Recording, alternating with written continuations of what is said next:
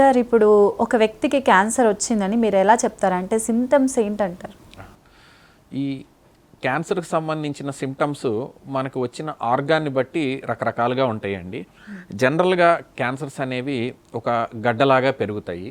So ఆడవారికి రొమ్ములో గడ్డ రావడము, లేదు అంటే మగవారికి ఎక్కడైనా చేతి మీద కానీ కాలు మీద కానీ గడ్డ రావడము అలా చూస్తూ ఉంటాము. అలాగే ఓరల్ క్యాన్సర్స్ లాంటివి ఎలా ప్రజెంట్ అవుతాయి అంటే నోట్లో ఒక పుండులాగా రావడము, నెలల తరబడిన ఆ పుండు మానకపోవడము, దాని నుండి బ్లీడింగ్ అవ్వడము ఇలా వస్తూ ఉంటుంది.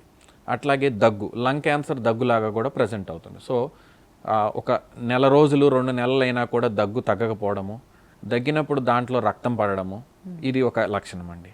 అట్లాగే మోషన్లో రక్తం రావడము కంటిన్యూస్గా నెలల తరబడి దాటి రావడము, అట్లాగే యూరిన్లో రక్తం రావడము, ఇది కూడా ఒక మేజర్గా చూసే లక్షణం అండి.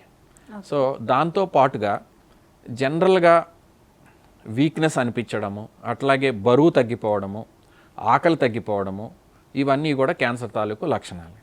ఏదైనా ఒక ఇబ్బంది వచ్చి ఎన్ని మందులు వాడుతున్నా తగ్గుతలేదు అంటే దాని అర్థము అప్పుడు మనము క్యాన్సర్ అనే జబ్బుని ఫస్ట్ టెస్టులు చేయించుకొని అది లేదు అని తేల్చుకోవాలి. సో బ్లడ్ టెస్ట్ ద్వారానే తెలుస్తుందా మనకి? అదే మనకి వచ్చిన సిమ్టమ్ను బట్టి ఒక క్యాన్సర్ డాక్టర్ దగ్గరికి వెళ్తే వాళ్ళు కొన్ని టెస్టులు చేపిస్తారండి. సో ఇప్పుడు ఫర్ సపోజ్ ఆడవారిలో బ్రెస్ట్లో ఒక గడ్డతో వస్తే మ్యామోగ్రామ్ అనే టెస్ట్ చేస్తారు. ఫస్ట్ డాక్టర్ గారు చూస్తారు, తర్వాత మ్యామోగ్రామ్ అని టెస్ట్ చేస్తారు, అవసరమైతే బయాప్సీ చేస్తారు, నీడిల్ బయాప్సీ చేస్తారు. సో ఈ బయాప్సీ చేయడం ద్వారా క్యాన్సర్ అనేది కన్ఫర్మేషన్ తెలుస్తుందండి. అలాగే మనకి పాస్లో రక్తం వస్తే యూరిన్ టెస్ట్ చేసుకోవడము,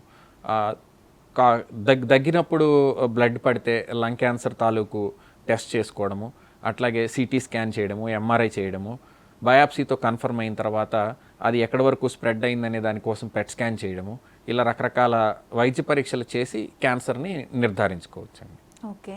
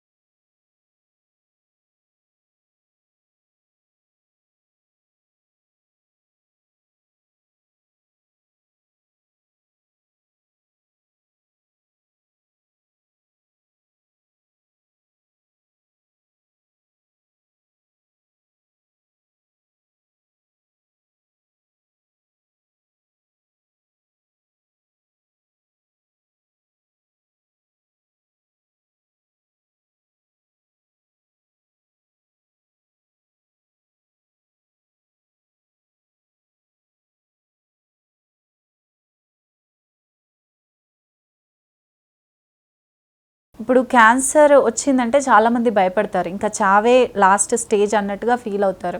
కానీ ట్రీట్మెంట్ ఎలా ఉంటుంది, అసలు ఎన్ని రకాలుగా ఉంటుంది? ఓకేనండి. క్యాన్సర్ అనేది ఎర్లీగా అంటే తొలి దశలో ఉన్నప్పుడు కనిపెట్టగలిగితే దాన్ని 100% క్యూర్ చేయొచ్చండి. లక్షణము ఏదన్నా వచ్చినప్పుడు దాన్ని అశ్రద్ధ చేయకుండా